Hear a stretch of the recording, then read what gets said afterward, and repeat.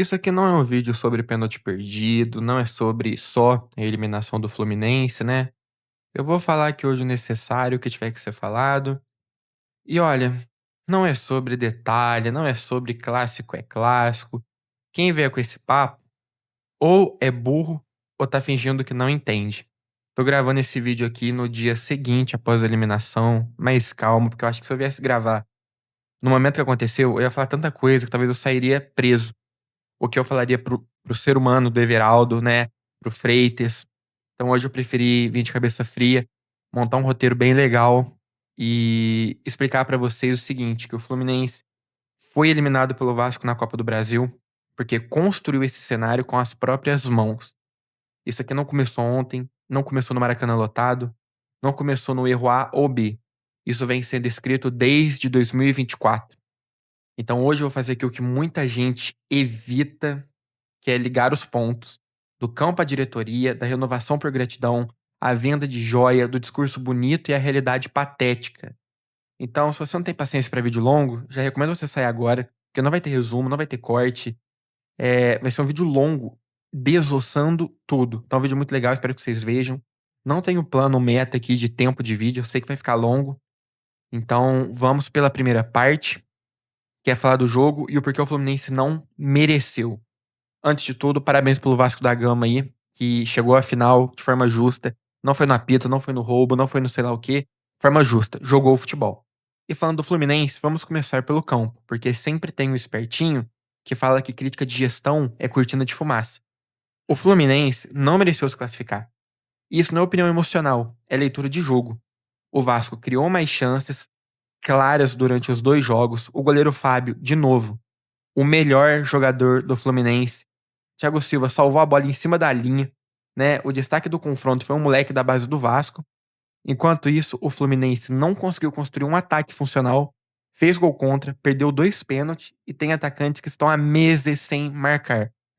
Isso não é azar não, pessoal, sabe? Não é detalhe, porque assim, vamos falar a verdade, galera. Olha para essas conjunto de bagre aqui nessa foto. Vocês realmente, olha, vocês conseguem olhar pra cara do Everaldo, do Freitas, do nossa, tem que me segurar, galera. Do Nonato. E ver esses caras levantando título. É sério. Quando eu fiz um vídeo criticando a compra do Nonato, veio um bando no YouTube me xingar, falando que ele é útil, que ele é bom, que ele é isso. Aí, ó, tá aí a resposta. Tá vendo? Everaldo tem que apoiar mais. Apoiar mais. Fizeram música pro Everaldo desde o Mundial.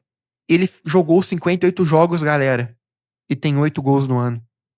E desses 58 jogos, 53 pelo menos ele foi titular. Vocês acham isso normal? Então, desculpa, é óbvio que a gente apoiou, torceu, mas olhando friamente, olha pra esse bando aí, cara. Lógico, tirando exceções, Thiago Silva, Fábio, Samuel Xavier, enfim, que já se provou, Martinelli. Mas olha o resto. Olha o nosso banco, vocês conseguem ver esses caras levantando título, gente. Então, assim, tava muito na cara, é que a gente ama muito esse clube mesmo. Esse time foi mal montado, mal planejado e totalmente previsível. A gente sabia que isso ia acontecer uma hora ou outra, mas eu vou chegar lá, tá? Indo pra parte 2. Base. Um clube usa, o outro sabota. Aqui começa uma diferença brutal entre os clubes. O Vasco olha pra base como solução no ano de 2025. O Fluminense olhou pra base como ameaça.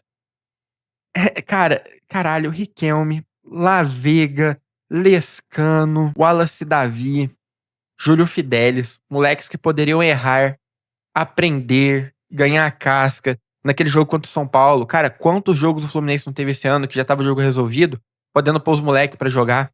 Não colocou. Aí o técnico vai pra coletiva e fala que não tivemos margem pra testar. Isto é mentira. Margem teve o ano inteiro, o que não teve foi vontade. Esse discurso é velho, gasto e covarde. E o resultado aparece no campo. O Vasco ganha com um moleque de 19 anos, que é o Ryan, futura promessa aí do futebol brasileiro. E o Fluminense perde com um medalhão cansado e pesado. E os que não eram medalhões, como o lixo do Everaldo, o verme do Nonato, o desgraçado do Freitas, os que não eram medalhões eram essas bostas aí, né? O Thiago Silva foi na coletiva não, no vestiário pra falar que não fica no Fluminense. A diretoria tá tentando convencer, mas dependendo do resultado, vocês acham mesmo? Imagina você, Thiago Silva, milionário, multicampeão, voltou pro seu time do coração, cumpriu a tua promessa e a diretoria te desrespeita e traz pro teu time, né? Para os seus parceiros de zaga serem dois zagueiros do falido futebol peruano, que é o Freitas e o Ignacio. É esse aí, o super atletas que a gestão Mário Bittencourt trouxe pro ídolo Thiago Silva. Você ficaria numa bosta dessa? Você que veio pra um clube em 2024, brigou pra não cair, passando o estresse do caralho, podendo vir pro Fluminense pra jogar a Série B. Volta pro ano que vem.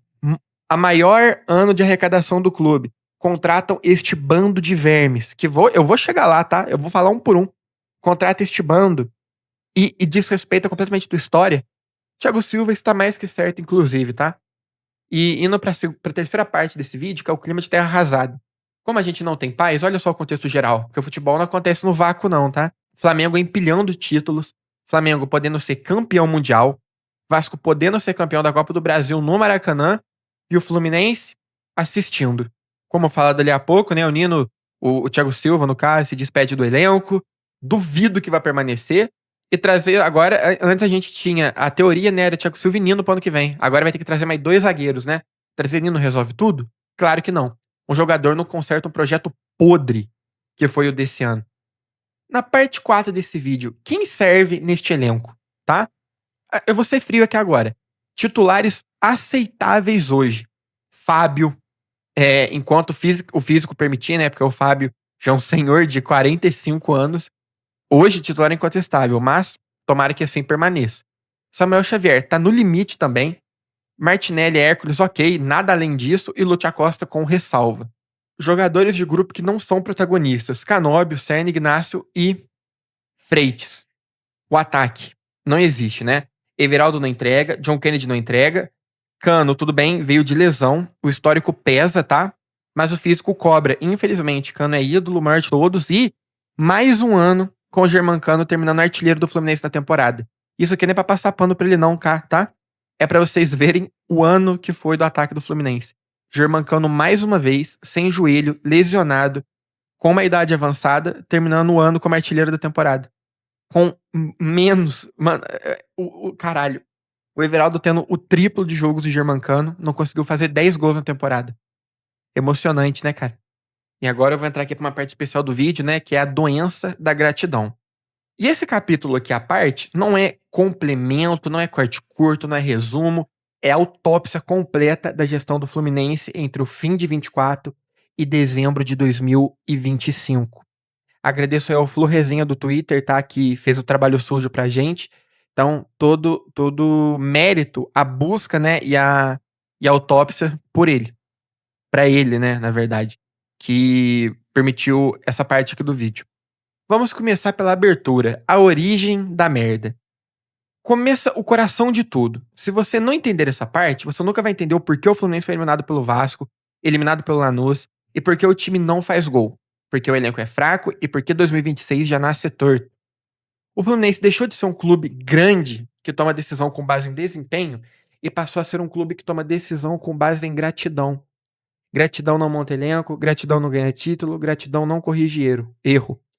Gratidão só cria contrato longo para jogador que não entrega. E agora eu vou fazer um passo a passo aqui, de decisão por decisão, e do porquê isso não aconteceu por acaso. Vamos pelo capítulo 1, a renovação que sinalizou o desastre. Dia 16 de dezembro de 2024. O Fluminense renova com o Mano Menezes. Esse dia aqui é simbólico, né? Porque assim, é quando a diretoria olha pra torcida e fala: a gente não tá nem aí. Todo mundo implorou pra não renovar, não era debate técnico, não era gosto pessoal, era óbvio. Time sem ideia, jogo pobre, base ignorada, elenco mal utilizado. Mesmo assim renovaram, não por desempenho, por gratidão. E era merda anunciada, porque o futebol do Mano Menezes era útil naquele ano pífio, que tinha que fazer gol de qualquer forma, foda-se futebol bonito. E levaram isso como. Ai, cara, enfim. Capítulo 2. Dezembro do horror, contratações e renovações em série. 27/12/2024. Paulo Baia. Contratação que ninguém entendeu na hora e ninguém entende até hoje. Não elevou o nível técnico, não resolveu problema algum. 27/12/2024 também. Keno até o fim de 2026. Keno já tinha contrato até 2025, ganha mais um ano, por quê? Entrega? Não. Regularidade? Não. Impacto? Não. Mas ganhou a Libertadores. Gratidão. Joaquim Lavega, 30/12/2024. O jogador tinha contrato encerrando, mesmo assim o Fluminense pagou. Não foi planejamento, foi impulso.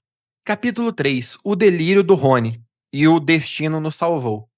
Aqui, cara, merecia um bloco inteiro, mas eu vou tentar resumir também, para o vídeo não ficar muito, muito grande, né? Mais do que ele já tá. Que o Fluminense pagou quase 50 milhões no Rony, salário na casa do 1 milhão mais, e isso não é erro pequeno, não. Isso é crime contra o orçamento. E o acaso salvou a diretoria. Porque se esse negócio sai, hoje a situação seria ainda pior. Capítulo 4. Janeiro de 2025, a gratidão vira regra. 2/1/2025, renovação com o Manuel. Zagueiro comum, histórico comum, renovação longa. 6/1/2025, Cano até 2026. Aqui mora um ponto delicado. Cano tem história, tem respeito, mas futebol profissional não se gere com emoção. Renovaram sem considerar o declínio físico do atleta. 9/1/2025, Thiago Santos até 2026. E esse é o retrato do Fluminense. Jogador limitado, contrato estendido e Bagre ganha tempo. Capítulo 5. Contratações caras e medíocres. Juan Freitas, 20 milhões, vindo de um mercado fraco do futebol do Peru. E bom, o resto é explicativo. Não elevou em nada, não elevou o nível, não ajudou na defesa, falhou o ano inteiro, inclusive causando aí, né, a demissão do Thiago Silva, pedindo para sair do Fluminense. 20 milhões de reais neste lixo, nesta bosta, neste doente mental que se chama Juan Freitas. René, tem quem defenda. Eu acho medíocre, tá? Fez um bom jogo contra o Vasco, mas a nossa régua não pode ser René com 30 e poucos anos, caralho. Não é porque ele fez uma temporada boa que pronto, a gente vai estar fazendo a mesma porra da diretoria, que é a gratidão. Não, mas o René jogou bem a semifinal e fez um ano regular. Vamos renovar então, né? Já esqueceram da eliminação dele contra o Lanús. E jogo grande, no jogo de ida, tá? Contra o Vasco, no caso. Ele quase fez um pênalti dentro da área. A sorte é que a falta foi em cima da linha. Mas vocês esquecem, mano. Vocês, eu me refiro a quem defenda, né? O René em jogo grande é esta bosta. Se for pra manter no elenco, que mantenha como reserva. Mas pra mim, tem que ir embora. Tchau. A régua do Fluminense não tem que ser mais idoso em fim de carreira. Olha a diferença dos lateral do Vasco. Mano, o jogo do Cruzeiro e do Corinthians parecia outro esporte depois que você foi ver Fluminense e Vasco. Os laterais de ambos, né? Jovens correndo, subindo, voltando. E o nosso, respeito ao Samuel, que tá com uma idade avançada, mas o René, cara, múmia cansada, mano. Canóbio, 37 milhões de reais. Pra você que não sabe, o Canóbio é a contratação mais cara da história do Fluminense Futebol Clube. E o Canóbio foi o responsável pela eliminação contra o Vasco, com aquele pênalti podre, ridículo, vergonhoso. A contratação mais cara do Fluminense custou nossa eliminação. Não só ele, tá? Eu não vou ficar direcionando culpados, não. Que o erro, igual eu falei, o erro é muito antes dele. Mas a contratação mais cara entregou muito baixo. Lima, até 2027. Pois é. Improviso eterno vira solução definitiva. Lima, que nunca pegou a vaga titular concreta, fez um ou outro jogo bom ali, pronto. Até o fim, não é nem desse ano que vem, não. É do fim de 2027. Ai, galera, só melhora, né? E o sexto capítulo, o problema ignorado, o meia armador. Durante todo o ano de 2024, a torcida pedia um armador. O clube ignorou. 18/1/2025, o Ganso foi diagnosticado com miocardite, que era sem prazo na época, sem certeza de retorno, porque miocardite é uma doença bem séria. Sem prazo, sem certeza, e o Fluminense não tinha plano B. Improvisaram todo mundo e nada funcionou. E no capítulo 7, vende a joia, compra o problema. Fluminense, no dia 10/2/2025, vende o Cauã Elias, joia com potencial, que tá fazendo gol a roda no Shakhtar, vendido. E teve influenciador aplaudindo, falando que levava na porta do aeroporto. 19/2, chega o energúmeno, o abominável, o inimigo do gol, o maldito do Everaldo. Reposição direta, fracasso direto. No dia 28/2, chegou o Rubem Lescano por 30 milhões de reais. O suposto melhor sub-20 ali do mundo, né? Eu acho que ele era top 10 melhores sub-20 do mundo, que é de meio campo, né? Não jogou sequer 10 jogos no ano. Por conta da panela miserável. Por conta da bosta da Gratidão FC. Enquanto o jogador do Vasco lá, o Ryan, tava decidindo uma semi de Copa do Brasil, as nossas bases, né? Os nossos jovens estavam sendo panelados no banco pra entrar o Keno naquele jogo de ida ridículo. Pra o lixo do Everaldo jogar o jogo inteiro, né? Pra Soteldo, que jogou bem agora, mas Soteldo tá em saldo negativo com a torcida, meu amigo. E Soteldo, né? Lógico, o símbolo do apego à narrativa. Aqui a gestão finalmente atingiu o ápice da irresponsabilidade, que o Fluminense contrata Soteldo no valor de 30 milhões, cláusula que obrigava a pagar mais de 11 milhões se não vendesse depois, salário na casa de 1 milhão. Tudo isso, sabe por quê? Para a Copa de Mundo de Clubes, ou seja, contratação pontual, custo altíssimo, risco físico óbvio. 14/6, lesão grau 2, Soteldo se machuca, desfalca o Fluminense justamente na competição que justificou a sua contratação. Isso não é azar, isso é gestão temerária. A diretoria topou pagar caro por um jogador sem continuidade, sem planejamento esportivo, só para sustentar a narrativa de grandeza internacional. O Soteldo vira o retrato perfeito do Fluminense recente. Muito discurso, muito dinheiro, pouco futebol. Capítulo 8, a farsa do sucesso. Aqui entra uma das partes mais cínicas da história desse ano maravilhoso. Depois de uma sequência interminável de erros, o Fluminense encontra uma narrativa salvadora. O tal do quarto melhor time do mundo. Ai, que nojo, cara. Vamos botar isso no lugar certo. O Fluminense não virou um time melhor. O Fluminense não corrigiu seus problemas. O Fluminense não montou um elenco competitivo. O Fluminense se agarrou a um recorte conveniente para vender sucesso onde não existia. A diretoria passou a usar esse discurso como escudo, né? Para justificar a contratação errada, para empurrar problema com a barriga, para transformar fracasso esportivo em orgulho institucional. Chegou a um ponto de se cogitar espaço em museu. Museu para posição. Enquanto isso, em campo, o ataque não fazia gol, time dependia de lampejos individuais, elenco curto, base ignorada, e era um time com verniz de sucesso e estrutura de fracasso. Essa farsa serviu para uma coisa só: manter tudo exatamente como estava. Ah, e eu quase ia me esquecendo, né? Vocês lembram do Igor Rabelo, André Cury, o jogo de interesse? Pois é, no dia 22/8 de 2025, o Fluminense anuncia Igor Rabelo, zagueiro experiente, custo relevante, mas com um detalhe que pouca gente quis discutir. Igor Rabelo só podia jogar uma das 3 competições que o Fluminense disputava. Ou seja, elenco grande pra caralho já, calendário cheio, contratação com uso limitado. E sabe quem é o empresário do Igor Rabelo? André Cury, o mesmo empresário de Riquelme e outros jogadores com negócio travado que misteriosamente destravaram. Coincidência? No futebol brasileiro, coincidência costuma demais ter outro nome. E no dia 6/9 veio a renovação de Riquelme. Uma renovação que se arrastava por meses, de repente destrava. Na mesma janela, mesmo empresário, que também é o André Cury. O Fluminense passa a operar não por necessidade técnica, mas por conveniência de bastidor. Não é acusação criminal, é leitura política do mercado. Quando um clube começa a contratar jogador que só pode jogar uma competição, destrava a renovação antiga na mesma janela, sempre com o mesmo intermediário, isso não é planejamento. Isso é gestão refém de empresário. E no capítulo 10, antes de encerrar, vocês acharam mesmo que eu ia esquecer, né? John Arias e a venda que desmascara o discurso. No dia 18/7 de 2025, Fluminense anunciou, após o fim do Mundial, a venda de John Arias. Esse ponto é fundamental e muita gente passa batido de propósito. John Arias não era um problema. John Arias não era um peso financeiro e sustentável. John Arias não era um jogador em declínio técnico. Arias era titular absoluto, regular, decisivo, um dos poucos jogadores de alto nível real do elenco. E adivinha quem que é vendido? Thiago Santos? Keno? Não, já sei. O Otávio, a Leitão assada. Não. Quem é vendido é um ativo titular absoluto do clube. Vende no momento em que o time já tinha ataque fraco, já faltava criação e não tinha reposição pronta. A venda do Arias não foi fruto de necessidade esportiva, foi fruto de comemorar caixa. Premiação entra, venda entra, discurso melhora e o futebol? O futebol fica para depois. A pergunta óbvia é: onde esse dinheiro melhorou o time? Eu te falo, não melhorou. Foi diluído em contratação errada, salários inflados e apostas ruins. A saída do Arias escancara a lógica do clube. Quando surge um jogador realmente bom, vende. Quando sobra bagre, renova. Isso não é acaso, é modelo de gestão e modelo de gestão incompetente.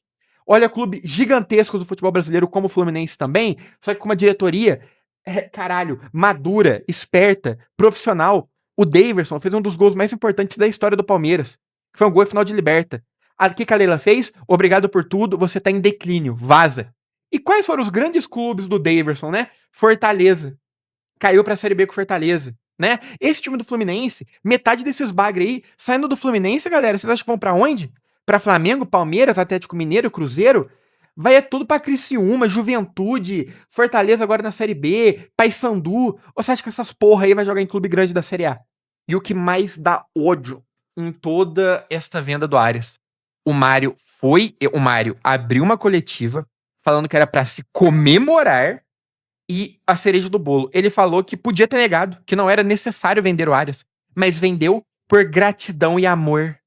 E o Arias tá lá agora brigando pra não cair e fatalmente será rebaixado com o Wolverhampton. E é isso. Preciso falar mais alguma coisa? Acredito que não, né?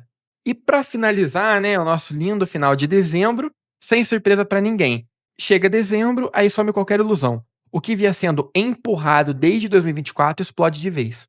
Germancano machucado, um jogador que vinha dando sinais claros de desgaste físico. Sem ele não tem referência, não tem reposição, não tem plano. E vem Everaldo, contratado para repor uma joia vendida. 4 meses sem marcar. E não é má fase, é que ele é um cara que tem limitação técnica. O ataque do Fluminense simplesmente não existe. Não finaliza bem, não decide, não resolve. Resultado disso, eliminação, 0 títulos. E ainda assim o discurso por alguns seguem, né? Mas vamos jogar a Libertadores. Mas a gente tá em quinto do Brasileiro. Então, meu amigo, deixa eu te contar uma coisinha. Com todo respeito ao Vasco, por exemplo. Se você torce pro Vasco da Gama, que não ganha nada há 30 anos, tudo bem. Talvez você estaria enfiando um rojão no cu e voando lá pra casa do caralho de alegria. No Fluminense, não. No Fluminense isso é pequeno. Isso é trágico, isso é vergonhoso. Você não torce pro Juventude. Você não torce pro Mirassol, né? Que fez uma campanha maravilhosa, mas olha o time do Mirassol. Pra eles, isso equivale a um título. Você torce pra porra do Fluminense Futebol Clube. Foi um ano vergonhoso, ridículo, cheio de erro. E conclusão, o presidente da situação ganhou de lavada. De lavada. Então, mas eu vou evitar críticas a ele, né? Vai que ele não é igual ao Mário. Nunca saberemos até a virada do ano. E pra fechar esse vídeo, isso aqui não é ódio, apesar de eu estar com muito ódio, né? É diagnóstico mesmo. Ódio, por exemplo, é gritar, espernear. Lógico, eu tô puto pela eliminação, mas diagnóstico é ligar os pontos. Enquanto o Fluminense continuar tomando decisão por gratidão, vai errar, vai gastar mal e vai perder. Não é opinião, é padrão. E se continuar com as mesmas pessoas, a mesma mentalidade, as mesmas desculpas, 2026 já nasce condenado. Não adianta trocar jogador se não trocar a lógica. Com essa vida velha, eu não quero mais nada. Agora a bola tá com você. Quem fica, quem sai, o que ainda ficou faltando nessa conta. Porque uma coisa é certa. Com certeza teve mais merda nesse caminho que eu não me lembrei. Mas aí, deixa aqui nos comentários. Esse foi o meu vídeo, né? Um vídeo mais fora do padrão, mais longo. Porém, tudo que eu queria falar. Mais uma vez, parabéns ao Vasco, tá? Falando aqui agora sério, a instituição Vasco, tá? Ao todo. Clube muito grande do futebol brasileiro, classificação merecida. E agora tem uma final aí pela frente que nos resta secar. Agora falando do Fluminense, e com todo respeito ao Vasco, falo na situação de hoje, é constrangedor pro Fluminense cair para um time que recebeu menos que o Fluminense, que arrecadou, né, menos, gastou menos na janela. O Pedrinho foi numa coletiva falar que o Vasco tinha 30 e poucos milhões para gastar nessa janela de transferência. E trouxeram grandes peças. O Fluminense, só o Canóbio foi 36 milhões. E a gente perdeu pro Vasco da Gama. Que respeito o passado deles, mas no dia de hoje é um time falido em recuperação judicial, com rato no estádio deles, com a menor. Caralho, o Vasco não tem uma estrutura básica para atleta. Passaram do Fluminense, que teve o maior ano de arrecadação da sua história. Então, parabéns ao Vasco da Gama, né? Os torcedores, a instituição centenária pela classificação.